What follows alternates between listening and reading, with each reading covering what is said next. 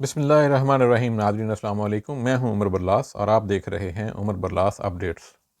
ناظرین، آج کی جو شخصیت جس پہ ہم بات کریں گے وہ ہیں ام المومنین حضرت ام حبیبہ رضی اللہ عنہا، اور کنیت ام حبیبہ ہے اور کنیت ہی سے وہ مشہور ہیں۔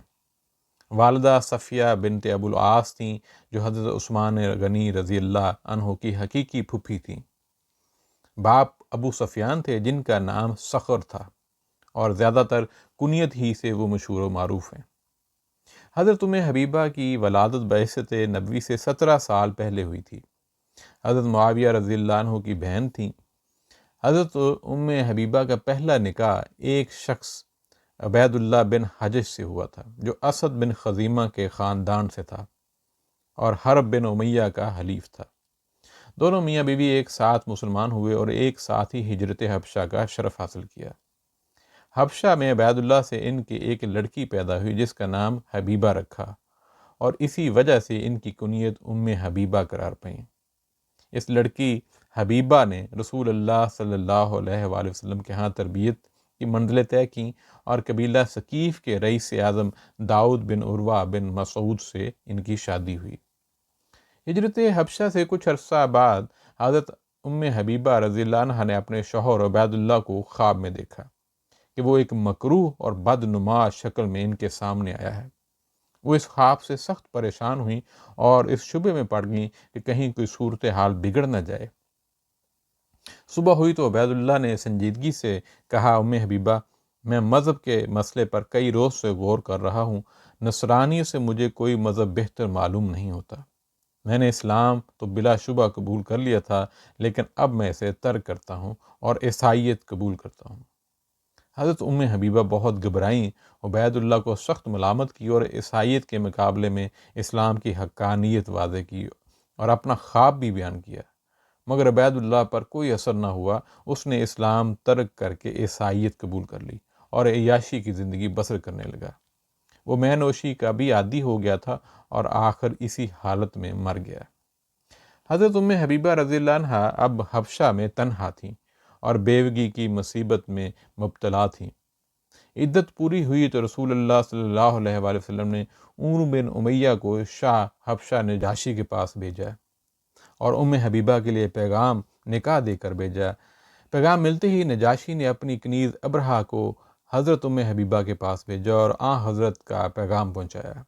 ساتھ ہی کہا کہ اگر جواب اس بات میں ہے تو اپنا کوئی وکیل نکاح بھی مقرر کر دیجیے۔ تو ام حبیبہ نے اس پیغام کا جواب اس بات میں دیا۔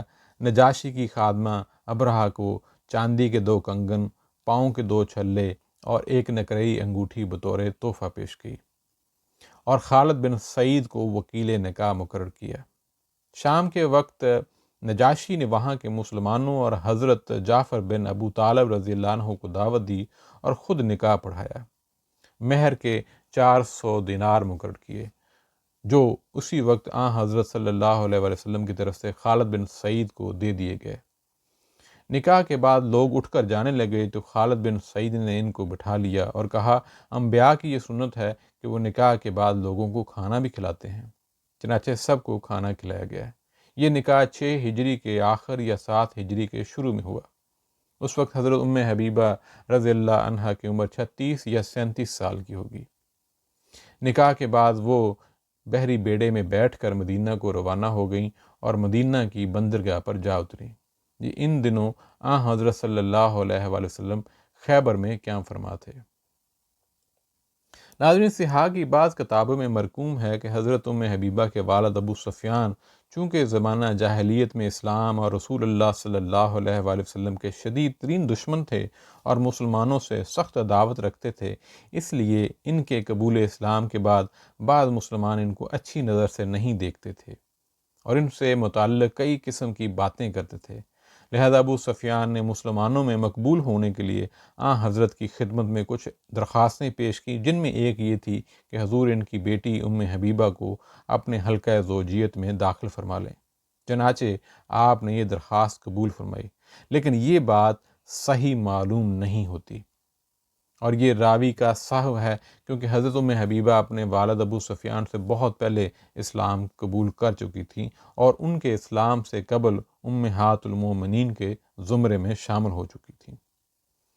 حضرت ام حبیبہ رضی اللہ عنہا سے احادیث بھی مروی ہیں جو صحاح کی کتابوں میں مذکور ہے، جن کی تعداد 65 کے قریب ہے۔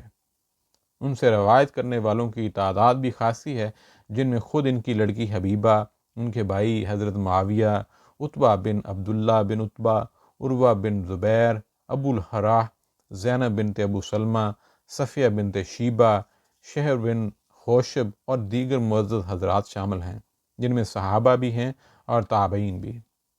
حضرت ام حبیبہ نہایت عابدہ زاہدہ تھیں۔ ایک مرتبہ رسول اللہ صلی اللہ علیہ وآلہ وسلم سے سنا کہ جو شخص 12 رکعت روزانہ نفل پڑھے گا اس کے لیے جنت میں ایک گھر تیار کیا جائے گا۔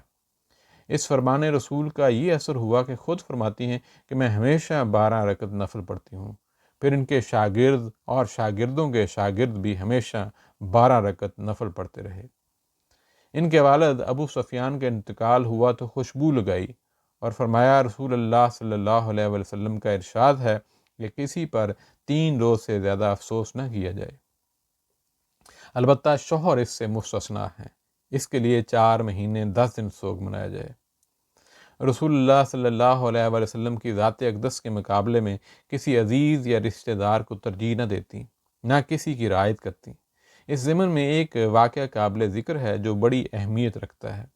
ایک مرتبہ ان کے والد ابو سفیان حالت کفر میں مدینہ منورہ آئے۔ ان کی آمد کا مقصد رسول اللہ صلی اللہ علیہ وآلہ وسلم سے ملنا اور میعاد صلح میں توسیع کے بارے میں گفتگو کرنا تھا۔ وہ مدینہ آئے تو بیٹی کے پاس بھی گئے۔ حضرت ام حبیبہ کے مکان میں داخل ہوئے تو رسول اللہ صلی اللہ علیہ وآلہ وسلم کا بستر بچھا ہوا تھا۔ اس پر بیٹھنے کے لیے آگے بڑھے۔ حضرت ام حبیبہ جلدی سے اٹھیں اور حضرت صلی اللہ علیہ وآلہ وسلم کا بستر الٹ دیا۔ ابو سفیان کو یہ بات ناگوار گزری۔ انہوں نے غصے کے عالم میں کہا، یہ کیا حرکت ہے؟ یہ بستر تمہارے نزدیک مجھ سے زیادہ عزیز ہے؟ کہا، جی ہاں، یہ دنیا کے سب سے مقدس ہستی پیغمبر خدا صلی اللہ علیہ وآلہ وسلم کا بستر ہے، اس کو صاف اور پاکیزہ رکھنا ضروری ہے۔ آپ کفر کی آلودگیوں سے ملوث اور شرک کی گمراہیوں میں پھنسے ہوئے ہیں۔ میرے لیے ممکن نہیں کہ آپ کو رسول اللہ صلی اللہ علیہ وآلہ وسلم کے بستر پر بیٹھنے کی اجازت دوں۔ آپ بے شک میرے باپ ہیں، لیکن کافر اور مشرک ہونے کی وجہ سے نجس اور غیر طاہر ہیں۔ آپ کا حضرت کے بستر پر بیٹھنا حضرت کے باب میں سوء ادب ہے، جس کا ارتکاب میری موجودگی میں ہرگز نہیں ہو سکتا۔ ابو سفیان غصے سے بھر گئے اور کہا، تو میرے بعد بہت خرابیوں میں مبتلا ہو گئی ہو۔ لیکن حضرت ام حبیبہ نے باپ کے غصے کی کوئی پرواہ نہیں کی۔ ناظرین، اپنے بھائی حضرت معاویہ کے عہد خلافت میں 44 کو 73 برس کی عمر پا کر انتقال کیا۔ انتقال سے پہلے حضرت عائشہ رضی اللہ عنہ اور حضرت ام سلمہ رضی اللہ عنہ کو بلایا اور کہا، سوکنوں میں جو تلخ کلامی ہو جاتی ہے وہ کبھی کبھی ہم میں بتقاضائے بشریت ہو جاتی ہے، اس لیے مجھے معاف کر دیجئے اور میرے لیے دعائے مغفرت کیجئے۔ حضرت عائشہ رضی اللہ عنہ نے کہا، میں نے آپ کو معاف کیا، خدا آپ کی مغفرت کرے۔ بولیں، یہی یعنی آپ نے مجھے خوش کیا، اللہ آپ کو خوش رکھے۔ ناظرین، آج اتنا ہی۔ اپنا خیال رکھیے گا، اپنے عزیز و اقارب کا خیال رکھیے گا اور فیڈ بیک ضرور دیجیے گا۔ اللہ حافظ، السلام علیکم۔